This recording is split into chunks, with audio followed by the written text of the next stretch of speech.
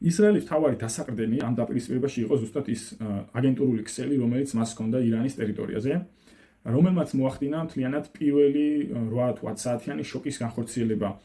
ირანზე, რომელთაც მოახდინეს თავდაცვითი სისტემების პარალიზება ირანში. ეს თავდასხმები მათ განახორციელეს როგორც შიგნით ასე ვთქვათ შეტანილი დრონებით, ასევე ანტისატანკო რაკეტებით და აი ამ თავდაცვითმა სისტემებმა იმიტომ ვერ იმუშავეს თავდაპირველად და იმიტომ მოხდა მაგალითად ამ გენერალიტეტის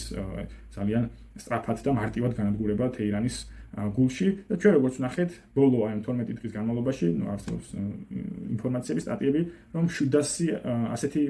მოსადთან თანამშრომელი პირი არის დაკავებული უკვე ირანში, აქედან უკვე 3 სიკვდილით დასაჯეს და ასევე ირანმა ამოიღო 10,000-ზე მეტი პატმცირე ზომის დრონი, რომელიც აი ამ დივერსიებისთვის იყო გამიზნული. ანუ ესეც იმას ნიშნავს, რომ შიდა დივერსიული და დესტაბილიზაციის მექანიზმებიც ისრაელს საომავლოდ არ აქვს. ესეც ასე ვთქვათ უკანდახევა არის საომავლო დაპირისპირებაში ისრაელისთვის და პირიქით ამ შემთხვევაში პლუსი ირანისთვის. მთლიანობაში ახლა რო შევაჯამოთ, ირანის წინააღმდეგ პრაქტიკულად რაც არსებობს თეოკრატიული სისტემა, გამოყენებული იქნა თითქმის ყველა მეთოდი იმისათვის, რომ ეს თეოკრატიული სისტემა დაეშალათ, დაწყებული მისი შექმნიდან, დაწყებული ჯიმი კარტერის პერიოდიდან, როდესაც დაიწყეს ასე ვთქვათ სანქციების მეთოდი, შემდგომ შიდა დესტაბილიზაციის მეთოდები, რომელიც ასე ქრონიკული იყო ირანისთვის, ყოველ ასწლეულში საკმაოდ უზარმაზარი გამოსვლები იყო ირანში, შეიძლება ლეგიტიმური მოთხოვნებით, თუმცა ეს მათ უკან ყოველთვის იყო რაღაც ეს სადაზვერვო კვალი და ნუ ეხლა გამოყენებული იქნა ესეთი ჯერ ასე ვთქვათ გამოყენებული იქნა ეგრეთ წოდებული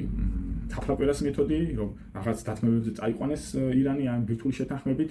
მაგრამ ეს თაფლაკვირას მეთოდი მალევე გააუქმა ტრამპმა და შემდგომ უკვე როგორც ხედავთ გამოიყენეს ყველაზე უხეში ფორმა, ომის ფორმა მის წინააღმდეგ. ანუ ეს მეთოდები პრაქტიკულად ყველა გამოყენებულია, სხვა შორის ასე ვთქვათ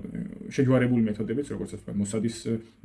აგენტურული დესტაბილიზაციის მეთოდი, ასევე უშუალო თავდასხმის მეთოდი და ასევე რაღაც სტრატეგიული თავდასხმის მეთოდი, რაც გამოიყენა შეერთებულმა შტატებმა ამ ფორდოს, ნატანცისა და ისპანის ურანის გამამდიდრებელი პუნქტების განსახორციელებად.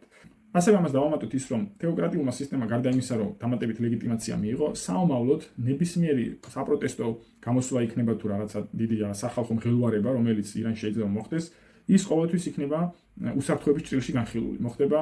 სახალხო პროტესტის სეკურიტიზაცია და ყოველთვის იტყვის თეოკრატიული სისტემა, რომ ამის უკან დგანან აი ჩვენი მოწინააღმდეგე ეგზისტენციალური საფრთხის შემცველი ქვეყნები, კონკრეტულად ისრაელი ან შეერთებული შტატები და ყოველთვის ექნება ეს არგუმენტი, რომელიც იქნება მყარი არგუმენტი ამ შემთხვევაში, ანუ საომავლოდ შიდა ესე ვთქვათ საპროტესტო დესტაბილიზაციის